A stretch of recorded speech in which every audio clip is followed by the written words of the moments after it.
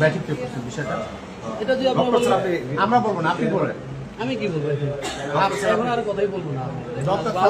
আপনার যেভাবে প্রশ্ন করতে মনে হচ্ছে আমি কত বড় ইয়া না না কেন আপনি আপনি আপনি হসপিটালে প্রধান না? আমরা এখানে মারি নাই ভাই, আপনারা ভুল তো এখন আপনারা পেছে দিন, আপনারা জোর করে আপনি জোর করে কিনে দিতে যে আমরা এটা না আপনি বলেছেন আপনি কিসের আপনি কিসের বলে ঢুকে নিলেন এখানে? এই প্রতিষ্ঠান কি আমাদের না আপনার? আপনি এখানে ভর্তি করেছেন কিসের উপর? প্রতিষ্ঠান আপনি এখন আপনারা না আপনি কিভাবে বলেন? আপনার সিস্টার যে এই সাইজ সিজারটাই করছে তারও তো সনদ নাই এবং কি এই জায়গায় ডাক্তারও নাই। আপনারা এই ঝুঁকি নিতে পারেন?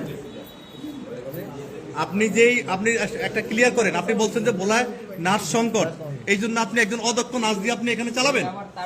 এটা কি পশু যে আপনি মানুষের জীবন নিয়ে খেলবেন? আপনি বলেন।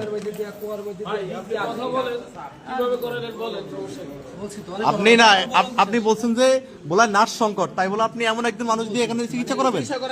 নার্স সংকট এটা কি আপনার এটা কি পশু যে আপনি একজন অদক্ষ মানুষ দিয়ে সেবা কথা বলেন?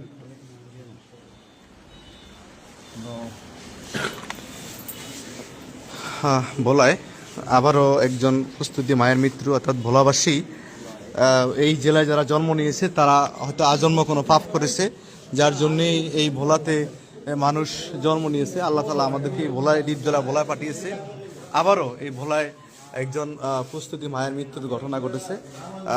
আসলে এখানে যিনি সিনিয়র নার্স রয়েছেন তিনি মাত্র এসএসসিতে তার ভাষ্য মতে তিনি এসএসসি পরীক্ষা দিয়েছে বিজ্ঞান বিভাগ থেকে এবং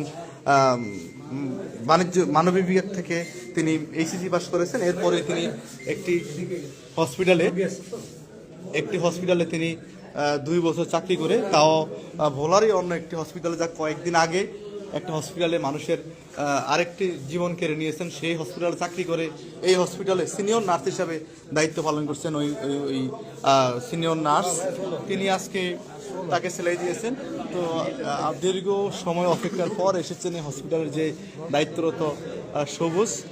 তিনি এক পর্যায়ে বললেন যে ভোলাতে নার্স সংকট থাকার কারণে তিনি এই ধরনের অদক্ষ নার্স দিয়ে তিনি চিকিৎসা করিয়েছেন। আজকে একজন মায়ের জীবন কেড়ে নিলেন।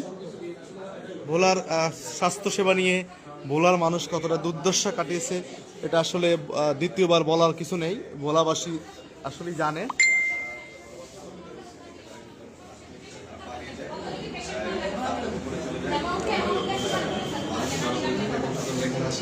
একটা পর্যায়ে তারা এখানে এসেছেন এবং তাদেরকে আমাদের আমরা পেয়েছি।